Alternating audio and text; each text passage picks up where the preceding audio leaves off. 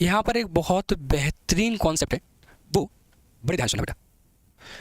और वो ये है कि अगर आप एक ही प्रमाइसिस, बहुत ध्यान सुनना ना, एक ही प्रमाइसिस एक ही एम्प्लॉय को बार बार रहने को दे रहे हो, तो उसकी जो लास्ट ईयर में परसेंट वैल्यू निकली थी और इस साल जो परसेंट वैल्यू निकल रही है, वो ध्यान रखना कि वो परसेंट वैल्यू इस साल निकल रही है वो लास्ट ईयर जब पहली बार उसको जब दिया था आपने मकान, उसमें अगर हम इंडेक्सेशन का कॉन्सेप्ट लगाएं तो जितनी आनी चाहिए उससे ज़्यादा परसेंट वैल्यू अब नहीं बन सकती, जितनी आनी चाहिए उससे ज़्यादा की परसेंट वैल्यू नहीं बन सकती। सॉरी लोअर लिखा हुआ है, लोअर लिखा हुआ है, लोअर लिखा हुआ है। क्या मतलब हुआ इस बात का? इस बात का क्या मतलब हुआ कि मान लो आपने 2022-23 में, 2023-24 में, 2024-25 में सेम प्रमाइसेस है और वो सेम एम्प्लॉय को दे रखा है, और मान लो कि उसकी पहले साल टैक्सेबल परसेंट जो बना था, सपोज करो उसका टैक्सेबल परसेंट जो बना था वो 50,000 रुपये बना था अगर, तो इस बार आपकी कैलकुलेशन से जो भी परसेंट वैल्यू बनती है, मान लो उसकी तनख्वाह बढ़ गई, तो पिछली बार 10% सैलरी में 50,000 रुपये बना था, अब सैलरी बढ़ गई है तो इस बार 10% सैलरी में हो सकता है 60,000 रुपये बन जाए, हो सकता है 70,000 रुपये बन जाए। मकान की कीमत तो वही रहनी चाहिए ना भाई जो मकान की कीमत है। किराया अगर आप देख रहे हो इतने रुपए की सुविधा उसको मिल रही है मकान की, तो मकान की जो रेंटल वैल्यू है वो तो उतनी बढ़ेगी ना जितनी रेट से इन्फ्लेशन बढ़ता है। अगर किसी की सैलरी 30% बढ़ गई तो उसकी प्रमाइसिस की रेंटल वैल्यू 30% कैसे बढ़ जाएगी? लेकिन आपकी कैलकुलेशन तो 10% ऑफ सैलरी के हिसाब से निकलती है, तो अगर उसकी सैलरी 1.5 गुना हो गई तो उसका रेंटल वैल्यू भी 1.5 गुना हो जाएगा। जबकि अगर किसी प्रमाइसिस का आज किराया 50,000 रुपये है और अगर 10% का इन्फ्लेशन है तो अगले साल उसकी रेंटल वैल्यू क्या होनी चाहिए? 55,000 होनी चाहिए।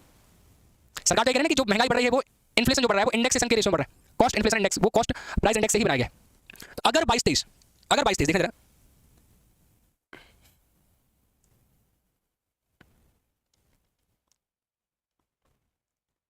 ये है आपका 22-23 का कॉस्ट इन्फ्लेशन इंडेक्स है 331 और 23-24 का कॉस्ट इन्फ्लेशन इंडेक्स है 348 और 24-25 का है 363।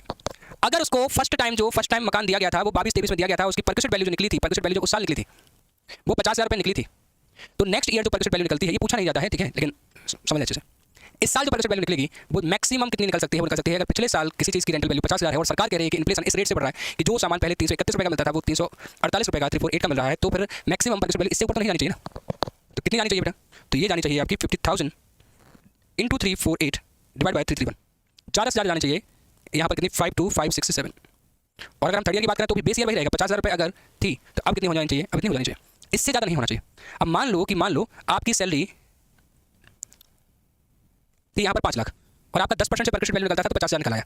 अब आपकी सैलरी बढ़ गई है और मान लो आपकी सैलरी हो गई 6 लाख, तो उस हिसाब से 10% तो कितना निकलता है? 60,000 रुपये निकल जाएगा। लेकिन वो कह नहीं, किराया कैसे सैलरी के रेशो बढ़ रहा है? किराया तो इन्फ्लेशन के रेशो बढ़ेगा ना। तो ये कॉन्सेप्ट इंट्रोड्यूस किया गया था, इसका ज़्यादा प्रैक्टिकल एप्लीकेशन नहीं है लेकिन इंट्रोड्यूस किया गया था बेटा, ठीक है। तो एक मिनट आपको ये शो भी कर देता हूँ अच्छे से।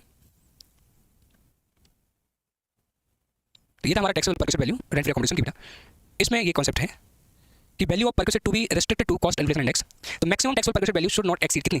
Percent value of rent accommodation in the very first previous year when it was provided into divide by cost inflation index of the previous year when this accommodation was first provided to the employ into cost inflation index of the current year. अगर एक ही employ को बार-बार आप same premise दे रहे हो तो cost inflation index के ratio से ज़्यादा रेशियो में उसकी परसेंट वैल्यू नहीं बढ़नी चाहिए, ठीक है, अगर provided to the same employ for more than 1 previous year, right. चल, इसमें सैलरी का मतलब क्या होता है वो समझ लो। और दूसरी बात, percent value will be calculated from the